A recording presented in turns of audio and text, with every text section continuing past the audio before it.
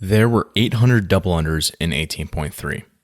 There were 180 GHD sit-ups and 180 pistols in quarterfinals event 2. There were 73 wall walks in 21.1. There were 60 ring muscle-ups in the online semifinals event 3. If you want to maximize your performance on these kinds of tests, or just improve your fitness to be the best version of yourself, you've got to turn up the training volume.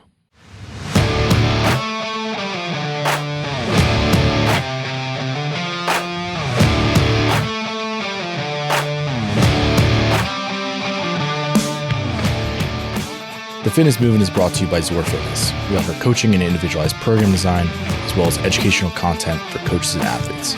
It's all one place, zorfitness.com. So today's outline, I want to talk about defining training volume. And then once we've defined it, I want to talk about some of the principles of training volume, and then how much is enough and how much is too much, and then the benefits and drawbacks of building volume, and then how you can actually go about building volume, so the actual training itself. So let's jump into it. Let's define training volume first. So most simply, I would say it's the amount of training an athlete is doing. So it's how much you're doing.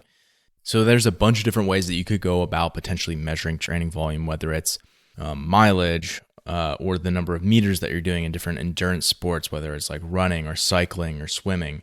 It could be just like the gross tonnage that you're lifting, or like the number of tough sets that you're doing if you're in a strength sport like powerlifting or weightlifting. Could be maybe the number of contractions that you're doing in specific patterns or specific movements if you're talking about Metcons or CrossFit. I don't want to get too far into the weeds on that. I already did a super in-depth article on the website. It's called Measuring Volume in CrossFit. And I talk about the limitations of measuring volume in certain ways, whether it is gross tonnage versus tough sets versus the mileage that you're doing versus zone work versus contraction volumes in certain patterns. I got into all the details on that. So if that's something you're interested in, I'm not going to repeat myself here. There's a pro article on the site. I'll link to it in the show notes. As always, you can view them at zorfitness.com/podcast/038, this episode number. So be sure to check that out. I'll link to it there. It is a pro article, but I will link to a spot where you can get a free trial. So if you're someone who doesn't want to pay, but you still want to read it, you can do that. But that's the kind of stuff I'm covering in the pro membership. So again, I don't want to get super sidetracked about going through all the different ways that you could measure volume. But if you are working with a coach, they should 100% be tracking volume in some way and thinking about how to progress that over the course of your season or your athletic career. But generally speaking, volume is the gross amount of training that you're doing on a weekly basis. So let's get into some of the principles of training volume. Here, again, I'm pulling from Measuring Volume in CrossFit, that article that I mentioned before. I'm intentionally not overlapping all the content here, but I just want to touch on a few of the introductory points from that article and a few of the principles that I pulled from it. Number one is that volume is always in respect to time. All right, so I'm going to have 3 different examples here. Mike cycles 8 to 10,000 miles per year. Linda swims 2 to 3K per session. Jamie squats 15 to 20 sets per week, right? So it's always in respect to time. Principle number 2, volume is pattern specific. So it was Mike cycles 8 to 10,000 miles per year. Linda swims 2 to 3K per session. Jamie squats 15 to 20 sets per week. It's always pattern specific. Principle number 3 is volume is always in relationship to intensity. So let's say you run 1 mile. Is that high volume? Most people, like even recreational athletes, would be like, no, that's not high volume, especially if it's like at a slower pace. Like say it's at your marathon time trial pace. No, that's not high volume. Like it's not even a big deal at all to be able to do that. Like you're going to be able to sustain that for multiple times that length for most people. But if you would say that mile, it's 16 sets of a 100-meter dash, and that's at 100% max effort. And then you're like, whoa, okay, that's a little bit different story. Like that is crazy volume now. We always have to talk about volume in respect to tensity. Those two are always going to be in conversation with one another. You can never bring up volume without talking about the intensity about which you're executing that volume at. And that's one of the reasons why things like gross tonnage for power lifts is a terrible way to measure volume on a weekly basis. Because you could just be doing these garbage sets of light loads and just be accumulating all this work, but that's never going to help you actually express maximal capacity on the platform like you need to, which is ultimately your sport. So again, the volume is always in relationship with intensity. Principle number 4 is volume is always in relationship with density. If you're new to the concept of density, I would go back and listen to the very first episode of the Fitness Movement. That episode is solely dedicated to the concept of density. So in 20.3, there were 90 total deadlifts, 45 at 225, 155, and then 45 more at 315 or 205 respectively. So I remember for that workout, I was pretty crushed. Like my low back, hamstrings, that whole complex was just absolutely sore and just tired for the next like 3 to 4 days at least. And fast forward maybe 6 months later, I was in a shutdown because of COVID and, didn't have much to do. I ordered some stones for my driveway. I've got a gravel driveway, a couple tons of stones. I was moving around, turned it into a workout where I did, just basically just moving stones the whole time. And then every 10 minutes for 10 sets, I did 10 deadlifts at 315. So basically I was moving stones around most of the time. And then every 10 minutes, I'd go walk over to the bar and do 10 deadlifts at 315. So I'm not great at math, but 10 times 10, that's 100 deadlifts. So people would expect like, oh, you did 90 deadlifts in 20.3 and not all of them were actually at that load and you got super sore from it. I would imagine if you did 100 at that heavier load that you're going to be crushed from that. I was not crushed from that, right? And that's largely because like I didn't do a bunch of extra deadlifts where I prepped myself with the 6 months prior. No, I just like did that workout. Like it wasn't anything special. And the real difference was because of the density of that work. So if I did 10 reps every 10 minutes, that's 1 rep every minute versus 20.3, that's 90 reps in 9 minutes. And I went right up against that cap, which is 10 reps per minute. So literally I did 10 times the density in that open workout that I did when I was moving stuff around my driveway. And that's the reason why I got so much more sore on that one. So anytime we talk about volume, we have to understand what was the density like in the environment that took place in. Let's use a different example. Say it was 10 rounds, 400 meter run, 3 ring muscle ups. You're way less likely to be sore and beat up from that versus if it was 4-time, 4K run plus 30 ring muscle ups. The volume in both of those are exactly the same, but the density of that work is dramatically higher. Like the amount of local fatigue that you're going to be getting while going 30 ring muscle ups at the end of the workout versus having 3 spaced out with a 400 meter run is essentially a break in between each one. It's going to be way easier on your upper body in terms of volume to be able to accumulate 30 ring muscle ups with doing 3 at a shot over 10 rounds versus doing really dense work for the last couple minutes of that workout. So let's review these principles really quickly. Volume is always in respect to time. Volume is pattern specific. Volume is always in relationship to intensity. And volume is always in relationship with density. Moving on. How much is enough and how much is too much? So I'll put a little disclaimer on this first. Don't build volume for the sake of building volume or build volume at the expense of your overall like training quality or certainly not your health. But I truly believe that for most people, they can actually benefit a lot from just increasing their overall training volume. Like if they build their volume in the right way, that's going to probably lend itself to performance for most people. And I'm pretty confident backing that statement up. However, I would say maybe a more accurate way to answer this is like how much is enough. It really comes down to the goals and the level of the athlete. So let's say someone's a GPP athlete. They're looking for general fitness. They want to be doing this for a long period of time. They want to look good. They want to feel good. They want to be able to, have this elevate other aspects of their life, basically, right? So with that being the context, they're probably going to spend a lot of their training time doing strength work and aerobic work. And they're going to be spending more time sort of on the ends of the spectrum in that sense, where they're not accumulating nearly as much intense volume doing dynamic contractions and mixed work like you're going to see like the sport version of CrossFit doing. Like they don't need to be doing that. And if they choose to do that because that's something they enjoy, they're going to be doing that infrequently. Like that's not going to be near as often. Obviously, like that makes sense. Now let's say we have a competitive athlete. So they're preparing for the CrossFit season. Depending on the level of that athlete, they could be getting, maybe they know that the open is their peak and they're not going to make it past that. Maybe they're confident they can make it past the open in the quarters. Maybe they're trying to make the semifinals. Maybe they're trying to make the games. All those are different level of athletes. And as a result, the level of volume that they need to build in the course of their training year and course of their build up to competition needs to be different as a result. So let's say we have an open level athlete. That's where they're trying to peak.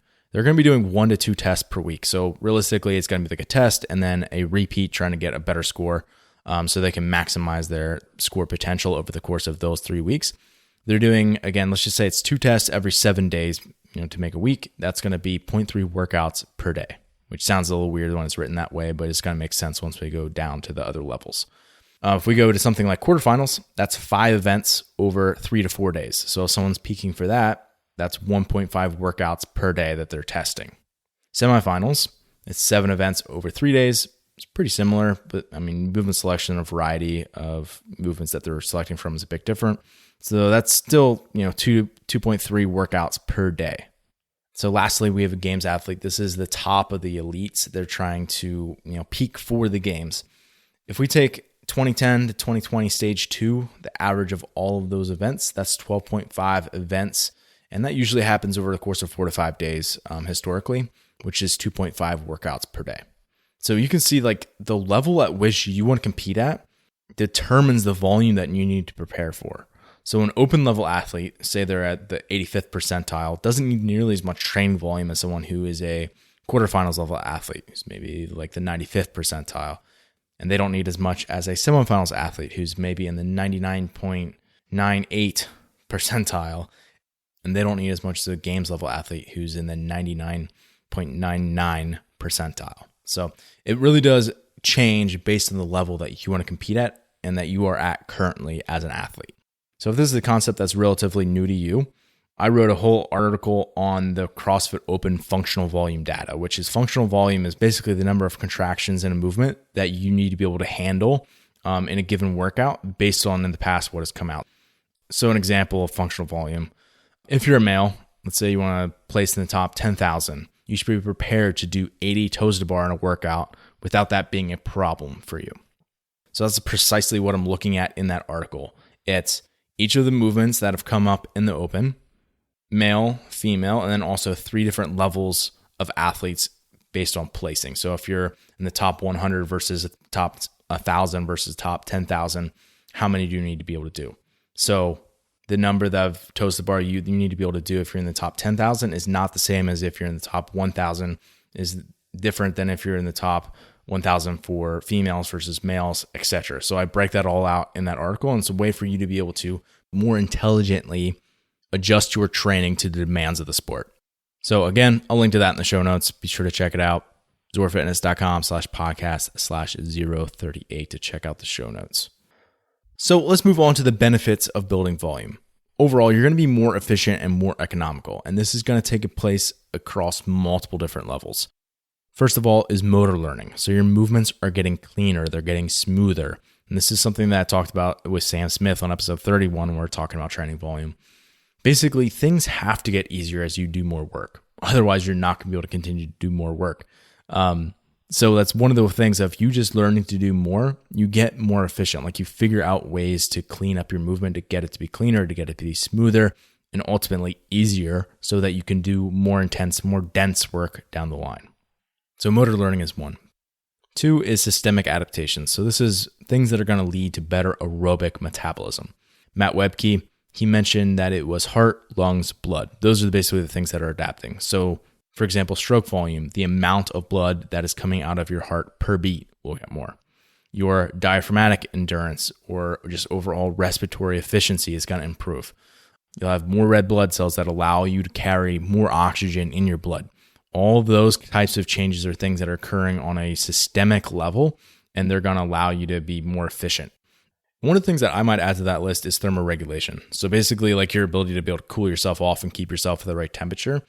It's a super important skill and quality that you have to basically develop by putting yourself in situations where you're potentially overheating and be able to adapt to that and overcome it over time. No different than any other endurance quality, but I think it's an important thing, especially in mixed modal where, internal temperatures tend to skyrocket quickly in mixed work. So it's an important thing, no doubt. I think people who have done Murph understand where thermoregulation can be an issue, especially if you're doing it in a hot climate. With a vest on, it just exaggerates all the other fatigue factors. And then the last way that you become more efficient and more economical is through local changes. So one local change would be muscle. right? If we're talking about muscle, it could be we're going to have more capillaries in the muscle. We're going to change our enzyme profile in the muscle. We're going to make the muscle where it has more contrast in fiber type. So we have more fast or slow twitch fibers. So there's a lot of different things that we can change within even just a single tissue like muscle. And building volume is obviously going to be helping with your endurance. Like your endurance capabilities and your training volume are going to be highly correlated, but it's not just about like those longer, slower events. I kind of explained this in episode 36 when I talked about battery, on basically how the aerobic system is really responsible for sort of bailing you out of fatigue and the buildup that takes place from like a high effort burst. So for example, if you're lifting heavy, to be able to do that again and again on a short rest period, you have to have a robust, well-built aerobic system. So the changes of building volume and the process of building volume, that takes place, that happens on so many different levels. Let's talk about some of the drawbacks of building volume. Obviously, nothing's a panacea. Like there is no magic pill that's going to solve all your problems. So this is no different. Like you have to be smart. And if you're not smart in the way that you go about it, like you're going to have maladaptations. And that's the case for any training quality that you try to increase. You have to be smart about it. So that being said, is someone actually getting smart about it? Here's still some of the conflicts that you could see. One of the big things is that there's a conflict of resources for an athlete, especially someone who's trying to get stronger. So even an athlete who strength is a big priority, just because they're not as strong as they want to be able to compete at the level that they want to compete at, then you have to understand that you are going to have a balancing act of that athlete's training time, their energetic demands. So just like their overall calorie, like energies, the development of different systems, like all of those are going to be sort of in conflict with one another because of those sort of contrasting qualities that they need to have concurrently. So if you have more contractions, and that's what building volume is, it's more contractions. We're making this more of an endurance stimulus. If we're making it more of an endurance stimulus, those have to be softer contractions. If you're rowing a 10K and you have 1,200 contractions because you have 1,200 pulls on the rower that you have to do in the course of that 35 or 40 minute time trial, then you need to be able to have a softer contraction where you can have steady blood flow to the muscle, where you can have less tension, and that's going to allow for better endurance. So realize that if you're someone who is building volume, you need to do that in a way that has less interference for your strength work. And this might seem counterintuitive, but oftentimes that means doing easier aerobic work, where you're not fatiguing the same systems that are going to be required for that strength work. So you're kind of moving this to the ends of the energy system spectrum, where your strength work is much more anaerobic and you're using a lot of fast twitch muscle fibers, and your easy aerobic work is just like that sounds. It's easy, right? And because of that, that's going to have less interference. Again, this is if strength is one of your main training priorities. So if strength is one of your priorities, let the goal be the goal, and don't try to just build crazy training volume. Be smart with your training volume, maintain it, and build on your strength. And then once you're at the strength level that you need, then you can begin to build your volume on top of that. So let's talk about the training, how you're actually going to go about building volume. I personally think that building volume can take place on two different fronts. Number one would be what I would call physiological capacity. So this is sort of like thinking about raising the systems or the thresholds that you need to be able to basically do your sport at a higher level. So it's like the raw systems. So we could call this energy systems training. We could call this aerobic development. We could call this zone work. All of those would fall under this. The second would be sports performance. So just as it sounds, this is your sport. This is mimicking the movements, time domains that you're actually going to be tested in, which is basically going to be metcons, right? And it's a lot of gymnastics, a lot of weightlifting modalities in those metcons, because that's what you're going to see in most qualifier settings. So in the open, in the quarterfinals, you don't see a lot of rowing or running or tons of swimming. That's largely reserved for the games. So if we're talking about people who are in the qualifier level, they're mainly doing gymnastics and weightlifting, and they're mainly doing metcons. So those are the two. We got physiological capacity and we got sports performance. Let's talk about how we can progress each of those respectively. So physiological capacity, we could just call this energy systems training. Realize that number one, I'm going to be calling these steps, but these certainly don't need to be linear. Like you don't do step one and then stop doing step one and go to step two. You could probably layer them in that sort of a way, but realize that certainly you could be doing easy zone work the entire year and maybe just pulling that out, during a lead up to competition in sort of a taper phase, and that'd be perfectly fine. And likewise, you could be doing tougher energy systems training a good portion of your year, and that would be sort of the last step, but yeah, again, perfectly fine. So while you can sort of layer them in that way, these aren't necessarily linear, like step 1, step 2, step 3, like you would think traditionally. So step 1, you can build time on low intensity cyclical work. So I would kind of define lower intensity cyclical work as, maybe 55 to 75% of your max heart rate and just building time in those zones. So for the people I coach, this is zone 1 or zone 2 work, which in just sort of language would be like a smooth, easy to moderate cruising type pace.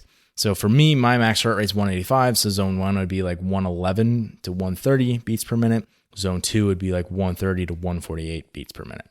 So at no point does that feel unsustainable to me, right? So it's something that's smooth, it's easy, it's aerobic. That's the whole idea.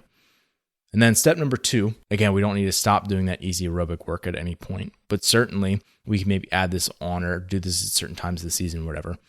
So step 2, but our first option would be to actually either progress that cyclical intensity where maybe we're doing more volume at a slightly higher heart rate now, but maybe less overall minutes of work or time spent on that erg. But the time in that higher zone is slowly accumulating. So maybe we're in zone 3 work now, where it's just a little bit more intense. And this is something that's starting to feel a little bit more unsustainable for the athlete. So then our other option 2 would be to continue with that lower intensity cyclical work, but then we could add in isometrics, holds, or like other low eccentric movements. So for the people that I coach and people doing the protocol, they're going to recognize this as aerobic accessory. And that's the language, the name that I've given to, basically that combination of things where we might have, again, different ergs mainly. So it could be like row or assault bike at an easy heart rate zone, like zone 0, zone 1, zone 2 maybe.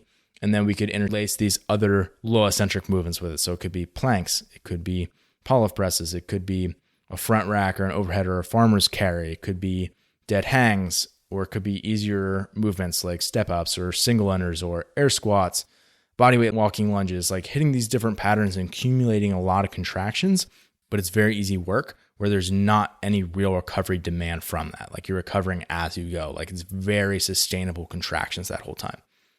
And then step 3 would be energy systems training. All training is energy systems training. Yes, I know that. But at the same time, for me, what I kind of use when I'm talking about energy systems training, I'm talking about tougher cyclical work. So this could be intervals on the assault bike or ski erg or air runner or rower or any other machine like that. And then you can always start to mix in other movements that are maybe gymnastics or weightlifting based that still allow for a high power output that's still eliciting that physiological capacity type response, right? It's still pushing you in your quote engine.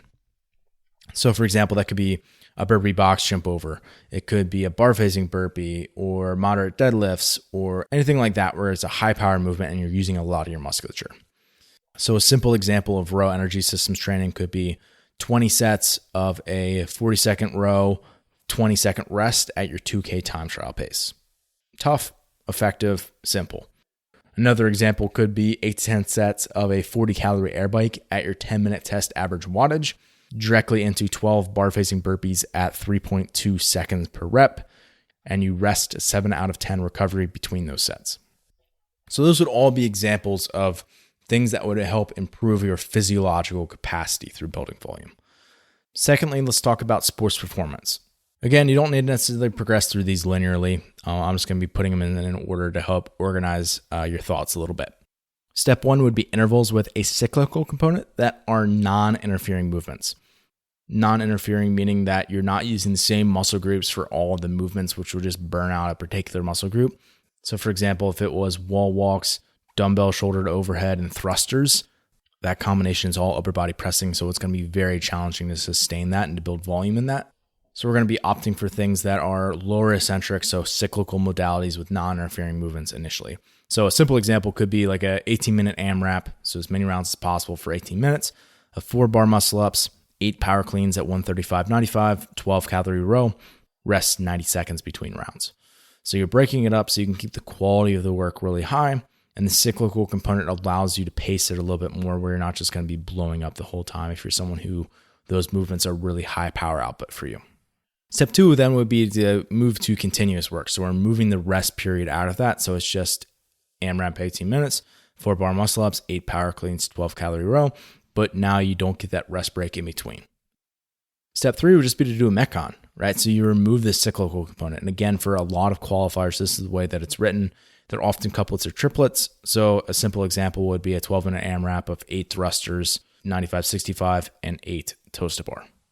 So that was sort of phase 1. You could go back and do steps 1, 2, and 3 again, but now with interfering movements.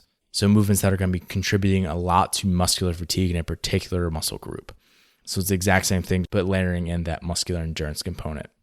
So for sports performance specifically, I would not tell most people just to add duration to the workouts. Like a 40-minute AMRAP is not necessarily better than a 15-minute AMRAP, even if you're trying to add training volume. Just because like if you're preparing for the sport, like the demands of the sport aren't changing. Like you still need to prepare for 7 to 15-minute workouts at a super high intensity. So I would say opt for more Metcons that mimic the sport, then start to add additional sessions into your week.